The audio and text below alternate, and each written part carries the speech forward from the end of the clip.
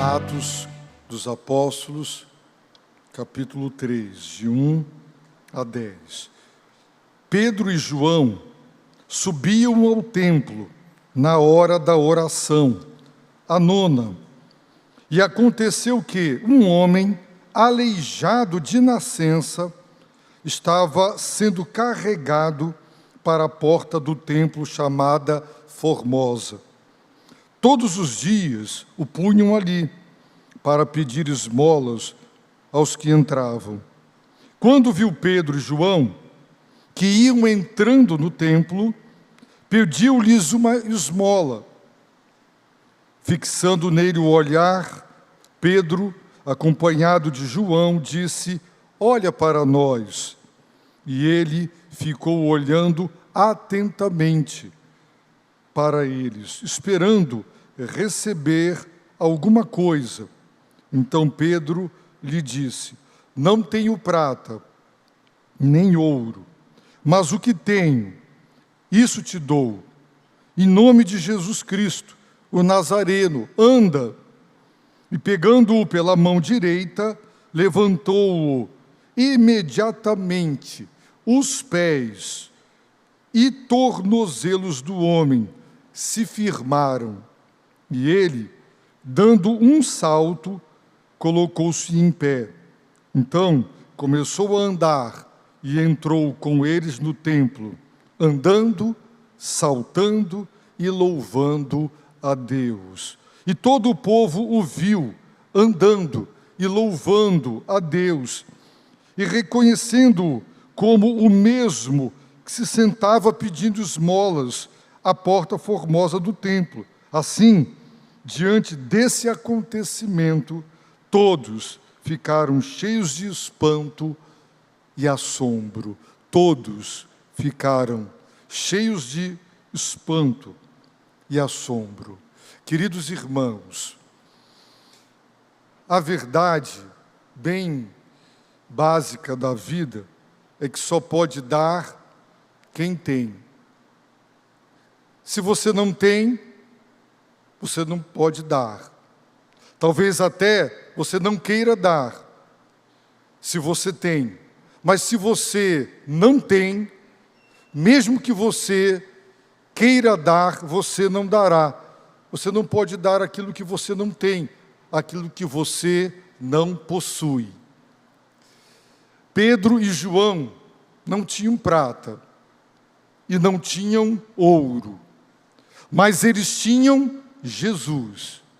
E eles tinham fé em Jesus. E o que foi que eles deram? Eles deram àquele homem algo muito maior e algo muito melhor do que o que ele queria e precisava receber. Deram para ele a saúde perfeita, conforme no versículo 16 aparece no texto de Atos 3. Só pode dar quem tem. Porque a palavra nos ensina para que nós sejamos cheios do Espírito.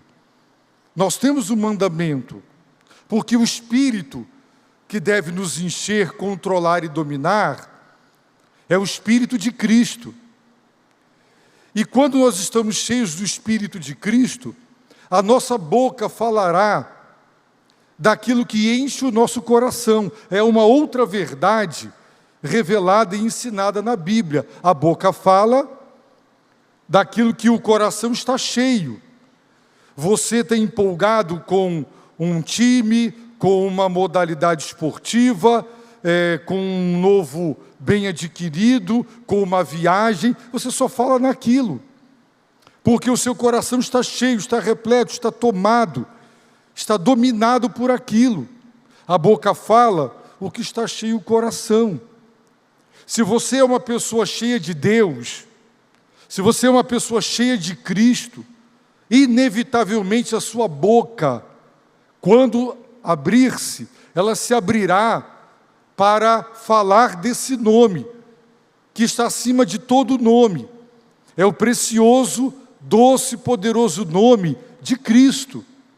Mas se você é uma pessoa vazia de Deus, cheia de si, de soberba, se o seu coração e os pensamentos do seu coração só giram em torno de você, daquilo que você tem, daquilo que você quer trocar, dos problemas que você quer ver resolvido, com certeza, quando você tiver oportunidades, sua boca não falará de Cristo, porque ela refletirá o que está dentro do seu coração. Só pode dar quem tem. Foi colocado no caminho de João e de Pedro alguém, assim como Deus vai colocar no seu caminho, no seu trabalho, na sua faculdade, na sua vizinhança. Deus colocará pessoas no seu caminho. E as pessoas têm as mais diversas necessidades. E elas poderão nos pedir, nos solicitar coisas. Talvez tenhamos e devamos ajudar, talvez não. Mas nós temos Cristo, nós temos Jesus. E se você tem Cristo, se você tem o Filho de Deus, você pode dizer: eu não tenho o que você está pedindo, portanto eu não posso lhe dar, mas eu tenho fé, eu tenho Jesus, e eu tenho fé em Jesus. Eu sei o que Ele pode fazer na sua vida. Eu sei a transformação, eu sei a bênção, eu sei o que Ele é capaz de fazer quando Ele entra num coração quebrantado e contrito. Eu não tenho prata, eu não tenho ouro, mas o que eu tenho eu te dou. Você tem Cristo, então doe Cristo, compartilhe Cristo. Agora pensemos, um homem, segundo o texto de Atos 4, com mais de 40 anos de idade. Vamos pensar nesse quadro. Ele nasceu aleijado, coxo. Ele deveria ter as pernas totalmente tortas, atrofiadas. Os pés daquele homem poderiam ser pés totalmente tortos, atrofiados. E o grau da deficiência dele era tal que ele nem se arrastando conseguia se locomover, mas era diariamente carregado. O texto bíblico diz que ele era carregado, talvez por parentes, por amigos ou pessoas generosas, e colocados à porta do templo, que dava acesso aos átrios, o átrio das mulheres, o átrio dos gentios, e por ali passavam adoradores que iam cultuar a Deus. E dentro da fé judaica, era considerado meritório dar esmolas. E Jesus nos fala no Sermão do Monte sobre como fazê-lo. Portanto, era estratégico ficar ali. Aquele homem com mais de 40 anos de idade nasceu assim. E os irmãos devem se lembrar, de acordo com João 9, que para a maior parte dos que passavam por ali, ou ele pecou, ou os pais dele pecaram, para que ele nascesse daquele jeito, deficiente. Portanto, para a maior parte daquelas pessoas, aquilo era um castigo de Deus. E ele era digno daquele castigo.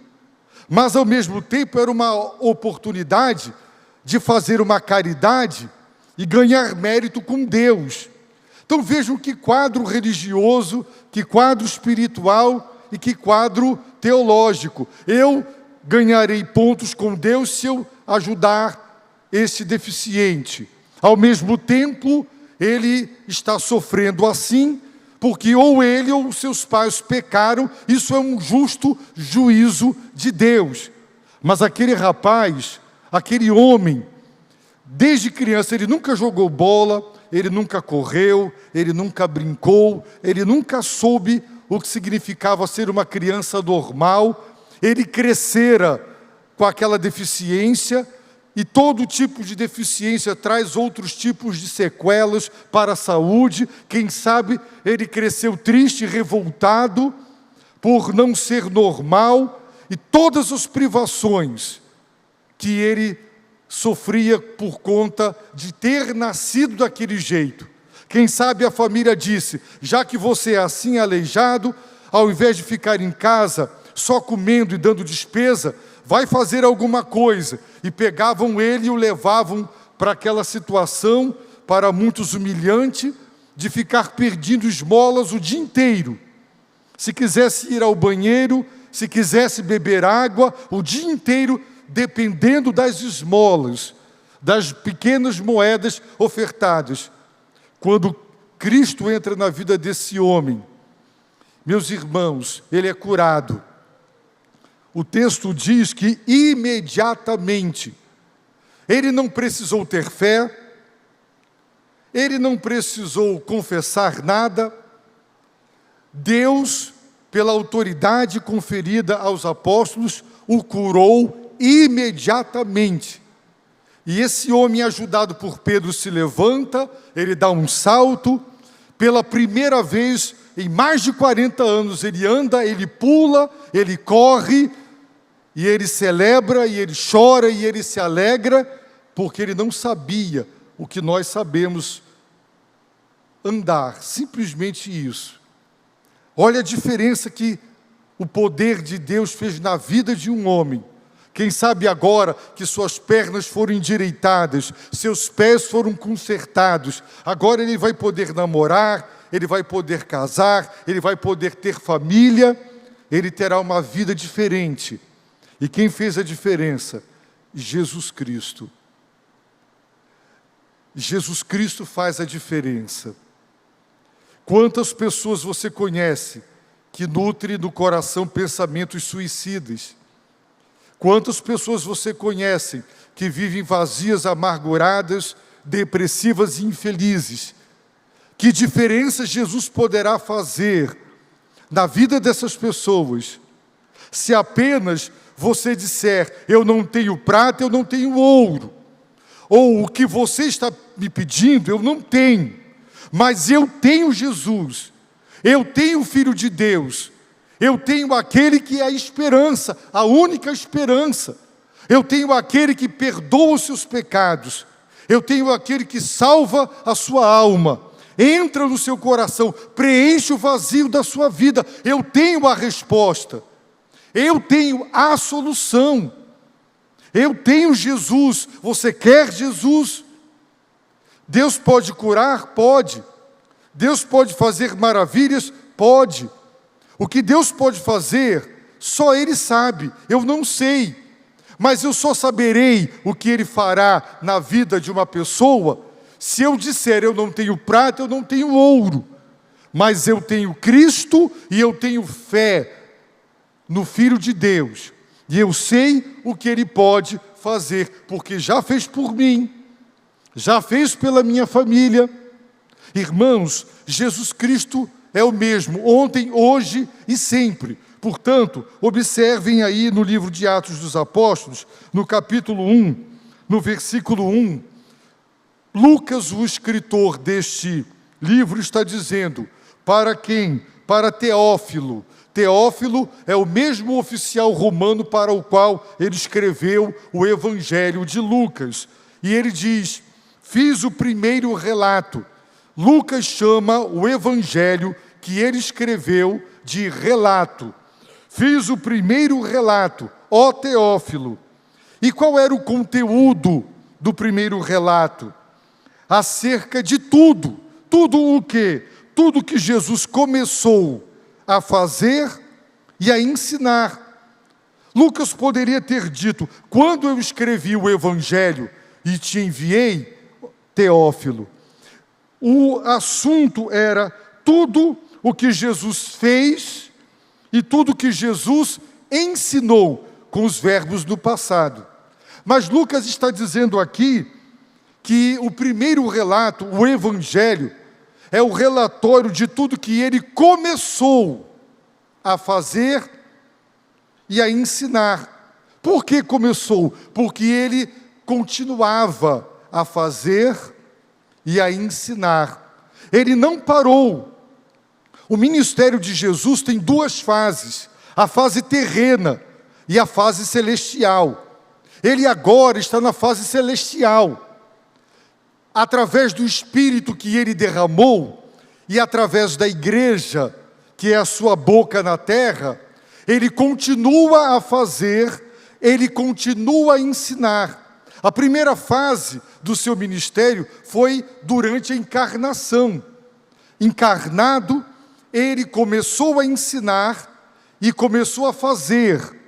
Agora, à destra da majestade nas alturas, na etapa ou na fase celestial do seu ministério, ele continua a fazer, ele continua a ensinar. Como? Pelo Espírito derramado através da igreja. Portanto, não há solução de continuidade. Houve continuidade, Jesus Cristo é o mesmo, ontem, hoje e eternamente. Agora, irmãos, vejam aí em Atos 2, versículo de número 22, Pedro dizendo: homens israelitas, escutai estas palavras, Jesus, o Nazareno, homem aprovado por Deus entre vós, com milagres, feitos extraordinários e sinais, que Deus realizou entre vós por meio dele, como bem sabeis. Mas agora observem versículo 43 de Atos 2. Em cada um havia temor, e muitos sinais e feitos extraordinários eram realizados pelos apóstolos. Jesus continuou a fazer sinais, prodígios e maravilhas, agora pelo Espírito, através da igreja, especialmente os apóstolos. Paulo, na sua segunda carta aos Coríntios, ele defenderá que ele tinha as credenciais que o qualificavam para ser apóstolo. E uma das credenciais que ratificam, endossam que o homem era um apóstolo, era o poder para realizar sinais, prodígios e maravilhas.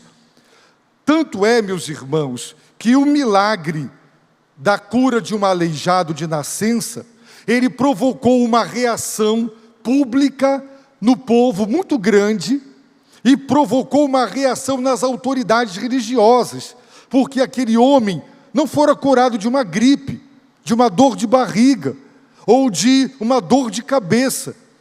Os irmãos já ouviram hoje alguém curar, o testemunho de alguém paralítico, aleijado, cego, mudo, surdo, de nascença, ser curado? Esse tipo de milagre não acontece mais hoje.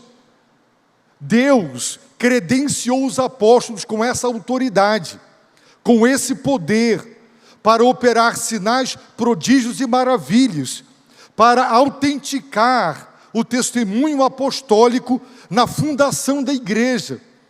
Deus hoje opera milagres? Opera. Ele é soberano. Se Ele quiser, Ele opera. Mas o fato é que todos os testemunhos que os irmãos já ouviram, todos os relatos de cura, eu desafio um irmão a me dizer que conhece um homem com 40 anos de vida que nasceu cego, surdo, mudo, paralítico ou aleijado e foi curado. Não tem. Esses sinais extraordinários, só o Senhor Jesus fazia. E Ele deu autoridade aos apóstolos. Portanto, está escrito, eram realizados pelos apóstolos. Vejam aí em Atos 5,12. Atos 5,12 diz assim: muitos sinais e feitos extraordinários eram realizados entre o povo por meio dos apóstolos. E eles permaneciam juntos no pórtico de Salomão. É verdade que Filipe, que Estevão, também foram usados por Deus, mas o grosso, a totalidade dos grandes, extraordinários milagres, eles foram feitos pelo Senhor Jesus, pelo seu Espírito, através dos apóstolos, as credenciais. Jesus não escreveu uma única linha. Quem nos deu o Novo Testamento foram os apóstolos. não tem um texto escrito por ele. Os apóstolos, Jesus é a pedra fundamental, e os apóstolos, eles são o fundamento da igreja, porque eles nos deram o Novo Testamento. E o Senhor ratificou o testemunho deles, com sinais, prodígios e maravilhas, que hoje não se repetem mais. Volto a destacar, Deus é soberano, e se Ele quiser curar um cego de nascença, Ele tem o poder, só depende dele querer e dele fazer. Mas hoje, na obra missionária, na vida da igreja, esse tipo de milagre não acontece mais. Por isso os irmãos nunca ouviram falar de milagres com essa grandeza. Por isso, meus irmãos, nós aqui vamos entender que hoje, se um enfermo me pedir para eu orar, eu devo crer na suprema grandeza do poder de Deus, devo sim orar e pedir a Deus a cura, mas Deus é quem decide quem Ele curará. Deus não usa todos para cura. Cura é um dos dons. Portanto, quando Deus quer curar alguém, Ele usará alguém para quem Ele deu o dom de curas. O dom de curas não dá ao receptor do dom a autoridade de decidir quem será curado e quem não será. Essa decisão sempre é divina. E quando Ele toma essa decisão, Ele usa aquele que Ele qualificou. Mas os apóstolos não. Os apóstolos, meus irmãos, eles receberam autoridade para operar sinais, prodígios e maravilhas. E nenhum de nós vai achar, portanto, que isso acontece todo dia, que esses tipos de sinais, prodígios e maravilhas, eles são comuns, eles são corriqueiros, eles são a regra, eles nunca foram e não são, eles são a exceção, que Deus abre quando quer soberanamente. Volto a dizer, não estou dizendo que Deus não faz isso hoje. Ele opera, Ele cura, Ele faz milagres. Mas nessa etapa da história da redenção, Deus não tem concedido esse poder para milagres dessa grandeza. E a grandeza do milagre é revelada pela grandeza da reação. A perseguição começa feroz contra a igreja por causa desse milagre. Pedro, João, os apóstolos são perseguidos. Desencadeia-se uma perseguição, porque algo irrefutável foi feito, algo extraordinário, inegável. Os irmãos podem ver que foi um milagre público, notório, não houve charlatanismo, não houve etapas e nem processo. Imediatamente ele fica curado diante de todos. Ali, tudo foi restaurado. E aquele homem de pé, como se nunca fora aleijado antes na sua vida. Portanto, um milagre que deixou todos cheios de espanto e de assombro. Milagres, sinais e prodígios deixam as pessoas assim, cheias de espanto e de assombro. Mas não é um meio de conversão, porque Jesus lançou em rosto das cidades impenitentes, onde Ele havia operado a maior parte dos seus milagres, o fato de que eles não se arrependeram.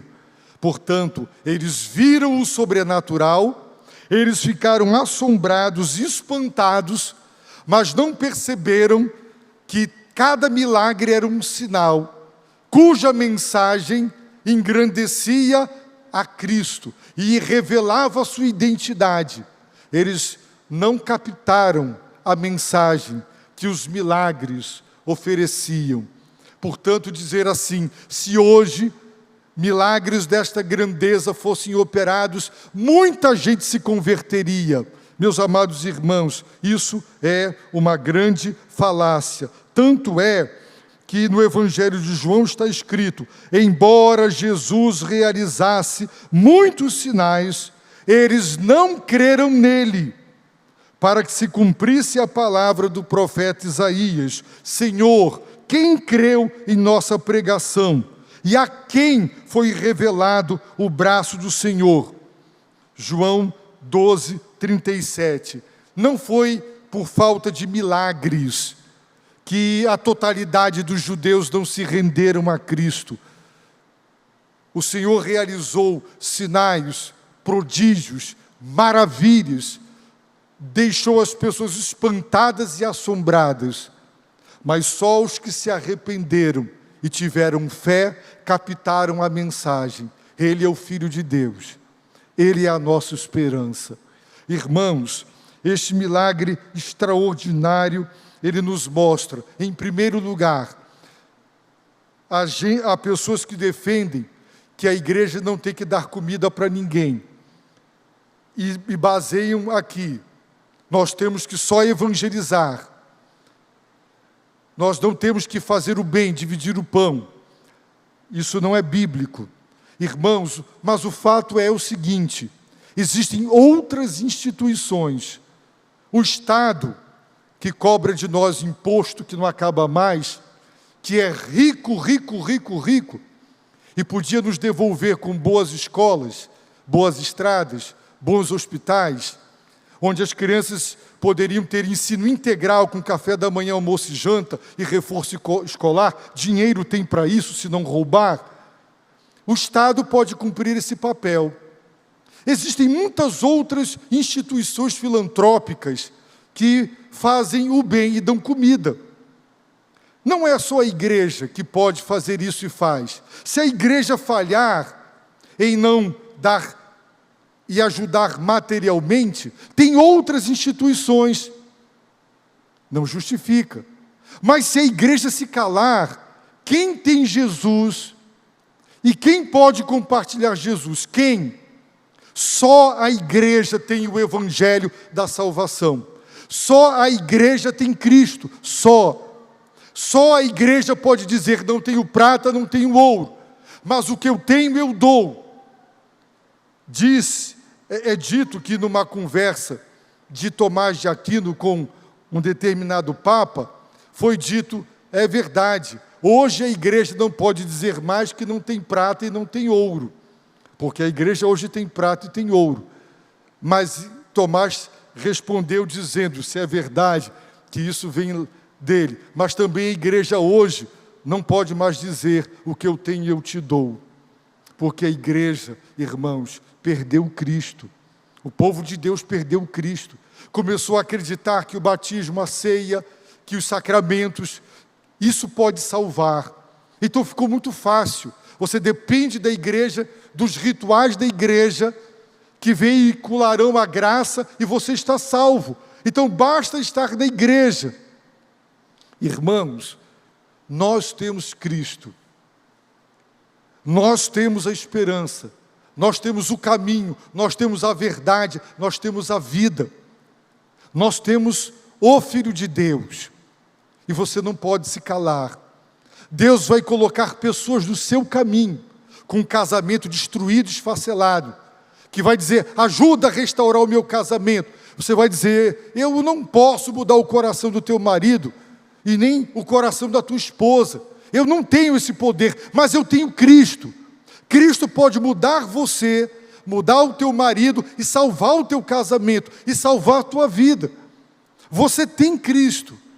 Então, quais são as pessoas que o Senhor tem colocado no teu caminho? Um funcionário, um patrão, um colega de trabalho, um vizinho. Quantas pessoas estão sendo colocadas no teu caminho por Deus? Mas você pensa tanto em si, está tão preocupado consigo mesmo, com seus problemas, que você não consegue ver. A Bíblia diz, meus irmãos, quando viu Pedro e João, aquele homem pediu ajuda, e eles fixando nele o olhar. Deus põe pessoas no nosso caminho, e você nem repara que foi Deus que botou aquela vida ali, para você ganhar para Cristo. Num tempo que eu fazia o seminário, eu tinha colocado no meu coração, já contei isso aqui, que eu não dormiria sem falar de Cristo pelo menos uma vez para uma pessoa. E eu entrei no ônibus e sentou ao meu lado um jovem, e eu peguei o folheto e dei para ele, e eu disse: leia, é a palavra de Deus. E falei de Jesus para ele. Passou o tempo. Irmãos, novamente eu entrei no ônibus, isso uns 2 anos depois. Passei pela roleta, sentei lá na frente. E o trocador pulou da cadeira dele, pulou a roleta. E a fila lá quase xingando ele. E ele veio falar comigo. Lembra de mim? Eu disse: não, você me deu um folheto da palavra de Deus. Hoje eu sou salvo, eu sou crente, eu fui batizado. Eu apenas fiz isso, irmãos. Eu apenas fiz isso. Eu dei um folheto para uma pessoa. Nessa época, a igreja estava sem zelador. E disseram: quem é que vai dormir lá para não dormir sozinho, ter alguém? E fui eu, morrendo de medo, mas fui. Dormi sozinho lá. Irmãos, eram umas 10 e tanta da noite. Chovendo, chovendo, chovendo. Eu dentro do ônibus, perto do ponto para saltar, eu lembrei: meu Deus, eu não falei para ninguém de Jesus Cristo hoje. Aí, meus irmãos, na hora que eu levantei, levantou uma senhora. Ela puxou nem se lembro mais como é que chama, né? O apito lá, para o ônibus parar. E ela saltou, e eu fui atrás dela. E ela andando e eu atrás dela. E chovendo, chovendo, chovendo. Quando eu botei a mão nela, ela quase disse: leva tudo, só me deixa viva. Aí eu pedi desculpas, e eu disse para ela: olha, eu quero falar para você de Jesus. E eu falei para aquela mulher. Irmãos, no domingo seguinte, ela foi ao culto, ela era vizinha da igreja, ela foi convertida, ela foi salva e foi batizada. Quantas vidas eu já perdi, que Deus já botou no meu caminho, e eu cheio dos meus problemas, pensando só em mim, nas minhas tristezas, dos meus problemas, dos meus aborrecimentos, e a pessoa, Deus botou ali, ó, aquele peixinho, abriu a boca, não precisa nem botar isca, é só puxar com um anzol, está ali. Deus está botando vidas no nosso caminho. Mas você está vazio de Jesus Cristo. Você não ora, você não se enche de Deus. Então você não tem nada para dar.